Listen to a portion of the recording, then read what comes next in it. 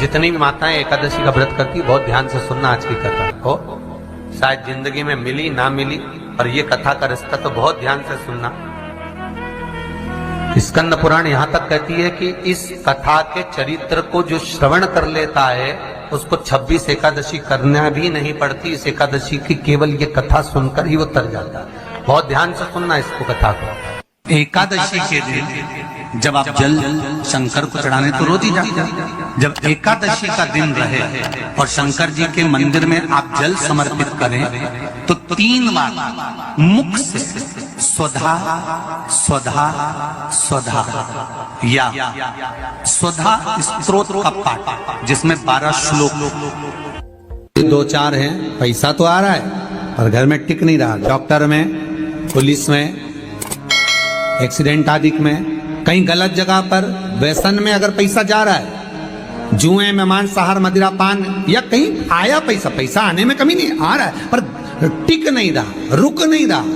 कोई मांगने आ गया, दे दिया, फिर वहां से अपने पास नहीं आ रहा, अपन कह रहे हैं भैया हमारा पैसा लौटा दो, नहीं आ रहा। तो महाराज शिव महापुराण की कथा कहती है एकादशी के दिन गंगा के जल में मात्र 7 बेलपत्री डालकर जो नंदीश्वर भगवान अर्थात जो शंकर जी के शिवलिंग के सामने नंदी होता है, उस नंदी के चरण पर गंगा का जल चढ़ाकर बेलपत्री शिव पर समर्पित कर देता है, उसके घर में रुपया रुकना चालू हो जाता है। फिर वो गलत जगह पर नहीं जाता, गलत स्थान पर वो धन जाएगा ही नहीं। तूने सुधार किया, मांग तुझे क्या चाहिए। एकादशी ने भगवान विष्णु से कहा, नाथ प्रभु वर दे दो, मृत्यु लोक में जो मनुष्य मेरा व्रत करेगा, चाहे जलचर, थलचर, वायुचर या सांसारिक मनुष्य, मेरा अगर एकादशी का व्रत करेगा प्रभु, उसके यहाँ धन धान्य वैभव सुख संपदा बढ़ेगी और उस जीवात्मा को नरक नहीं भोगना पड़ेगा, सीधे बैकुंठ का उसको वास मिलेगा। जब जीव आत्मा को लेकर चला जाएगा, यम के दूत जब बंदी बनाकर ले जा रहे होंगे उस जीवात्मा को जिसके प्राण छूटे होंगे, यम के दूत जब बंदी बनाकर ले जा रहे होंगे, तब मुझे वर दो कि मैं इसका हाथ पकड़कर बेतन्नी से पार उतार कर सारे नरकों से निकालती हुई आपके धाम में लेकर आऊं। भगवान ने वर दे दिया, तथास्तु। हे एकादशी सुनो, मृत्यु लोक का मनुष्य अन्न का त्याग कर कर, क्योंकि अन्न में एकादशी के दिन पाप पुरुष रहता है, अन्न का त्याग कर कर एकादशी के दिन जो मनुष्य तुम्हारा व्रत धारण करेगा, उस व्रत को करेगा और उस व्रत को धारण करेगा, उसकी मनोकामना पूर्ण होकर वो मेरे ही धाम को जाएगा। ये तो हुआ एकादशी के जन्म की कथा।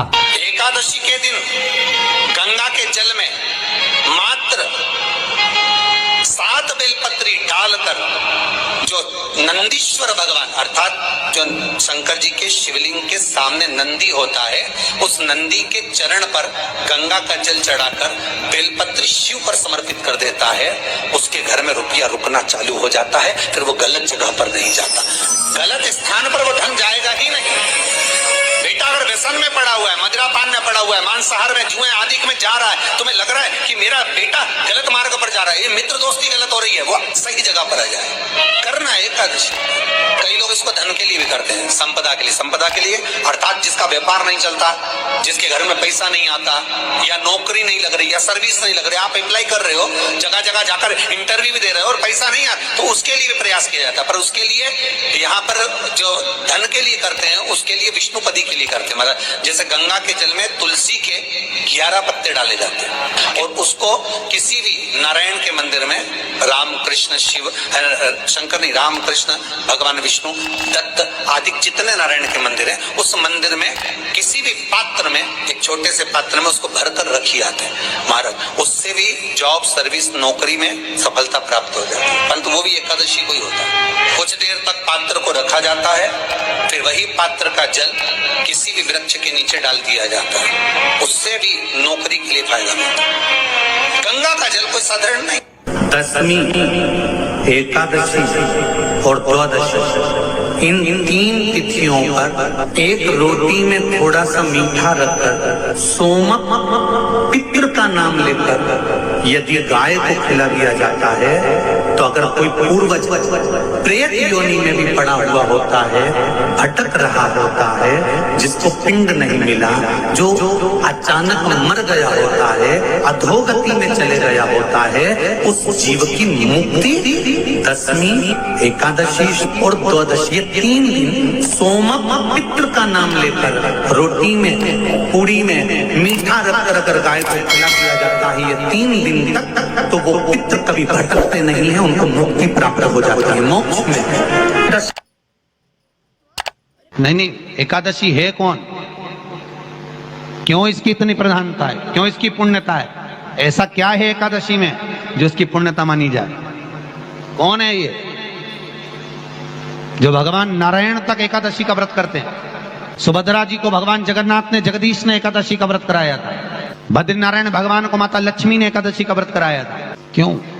चंद्रायण एकादशी व्रत की माता। एकादशी है कौन? तो कहा जिसको व्रत करने पर भगवान नारायण भी जिसका व्रत करते हो, भगवान माता लक्ष्मी जिसका व्रत करती हो, वो एकादशी है कौन? तो शास्त्र वर्णन करता है महाराज, स्कंद पुराण का सुंदर चातुर्मास्य खंड के अंतर्गत वर्णन आया है महाराज। एक बार भगवान विष्णु आनंद में विराजमान थे, पद्मावती और माता लक्ष्मी दोनों उनके पास में विराजी हुई थी।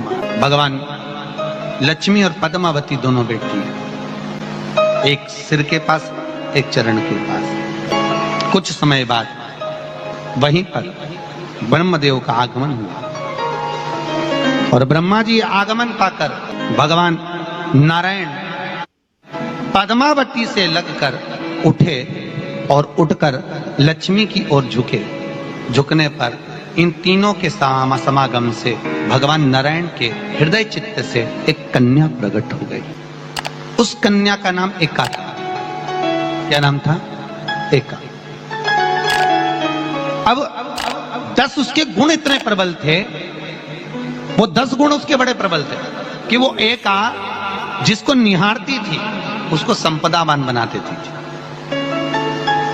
जिसको देख लेती थी उसके जीवन में वो आनंद की अनुभूतियां करा देती थी। एका जिस मार्ग से जाती थी उस मार्ग के द्वार खोल देती थी। एका का पुण्य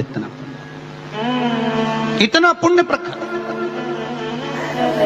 पद्मावती और लक्ष्मी ने कहा महाराज ये बेटी आपके द्वारा निर्मित हुई है, इसका कन्यादान करना चाहिए। हमारे यहाँ हिंदू धर्म में रीति है, जिस दिन कन्यादान करा जाता है उस दिन व्रत रखा जाता है। अब आजकल रखते कि नहीं रखते हो मालूम नहीं, और कन्यादान करते समय व्रत रखा जाता है। व्रत रख श्री शिवाय नमः। एकादशी के दिन कभी कभी तुम बद्रीनाथ चले जाओ, एकादशी के दिन तुम द्वारका चले जाओ, एकादशी के दिन तुम तिरुपति चले जाओ, एकादशी के दिन तुम जगन्नाथ चले जाओ, एकादशी के दिन तुम्हारी मर्जी पड़े भगवान के किसी धाम में चले जाओ और भगवान को भोग लगाओ और उनकी थाली को झांक कर देखना, उसमें चावल जरूर मिलेगा। उसमें ऐसा नहीं है कि चावल नहीं मिलेगा। बद्री नारायण में भगवान को चावल का भोग लगा हुआ मिलेगा, द्वारका में चावल का भोग लगा हुआ मिलेगा, आपको जगन्नाथ में चावल का भोग लगा हुआ मिलेगा, तिरुपति में मिलेगा, द्वारकाधीश में मिलेगा, नाथद्वारा में मिलेगा, सांवरिया सेठ में मिलेगा, काकरोली जी में मिलेगा। आप जहां जाओगे वहां पर एकादशी के दिन भगवान को चावल आएगा, क्योंकि भगवान के लिए परहेज नहीं है। जो काम में डूबा हुआ है, जो आसक्ति में डूबा हुआ है, जो लोभ में डूबा हुआ है, जो वासनाओं में डूबा हुआ है, जो तृष्णा में डूबा हुआ है, और जो माता के गर्भ से जन्म लिया, एकादशी के दिन चावल उसको नहीं खाना। एकादशी और द्वादशी के दिन हमारे हिंदू धर्म, हमारा शास्त्र कहता है, हमारे शास्त्र, हमारे वेद डॉक्टर वर्णन करते हैं कि पीपल के पत्ते को अगर एकादशी और द्वादशी के दिन एक तांबे के पात्र में गला कर रख दिया जाए और उस पानी का आचमन 3 बार करा जाए तो जिसकी नाड़ियां चोक भी हो जाती है, डॉक्टर बोले इसका बाईपास करना पड़ेगा, उसको केवल 3 आचमन पानी एकादशी और द्वादशी को पीपल के पत्ते का कराया जाए तो अंदर की नाड़ियां भी खुल जाती हैं। भगवान का एक नाम है अघोर। ब्रह्मा जी को दर्शन दिया, अघोर मतलब सिद्ध नाम। और बहुत ध्यान से सुनना भाई, बहुत प्रयास कर लिया आपने, कामना सिद्ध नहीं हो रही। 1 लोटा जल एक जल का पात्र लीजिए, उस जल के पात्र को लेकर उसमें थोड़ा सा लाल चंदन डालकर बेलपत्री के वृक्ष के नीचे और देवादिदेव महादेव को चढ़ाना प्रारंभ करें। उसके बाद में एक लोटा जल स्वच्छ फिर शिव जी को चढ़ाएं। श्री शिवाय नमस्तुभ्यं बोलकर आपकी कामना कहकर भगवान शिव पर